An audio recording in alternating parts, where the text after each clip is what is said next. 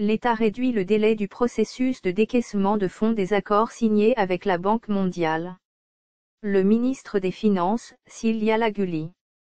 Le gouvernement congolais vient de réduire le délai du processus de décaissement de fonds issus des accords de financement signés avec la Banque mondiale. Le nouveau calendrier soumis par le ministre des Finances, Sylvia Guli, et approuvé en Conseil des ministres le 3 juillet 2020, maintient les mêmes étapes mais modifie la durée de ces points de stationnement administratifs. Concrètement, l'accès aux ressources provenant d'un accord de dos nécessitera 10 étapes et 23 jours, d'une part, et d'autre part, l'accord de prêt nécessitera 15 étapes et 31 jours pour que le pays accède aux ressources de la Banque mondiale, a indiqué le porte-parole du gouvernement.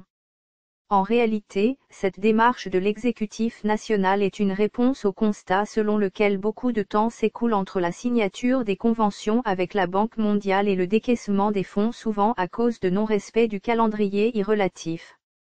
Et cette situation aboutit généralement à la limitation des possibilités d'accès aux crédits additionnels du fait de la non-consommation des ressources précédemment mises à la disposition de la RD Congo.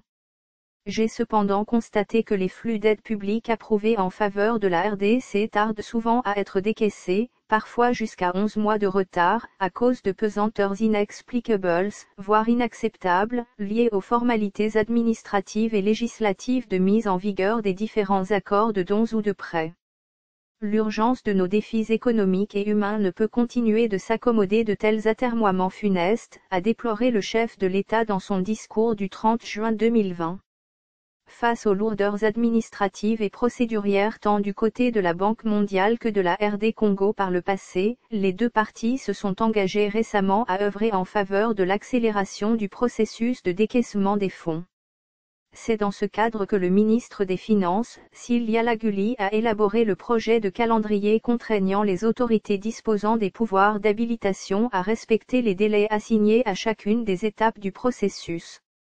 Il y a lieu de reconnaître qu'en une période record, la RD Congo a mobilisé beaucoup de financements auprès des institutions de Bretton Woods.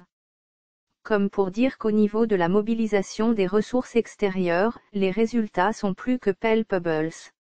Source: mediacongo.net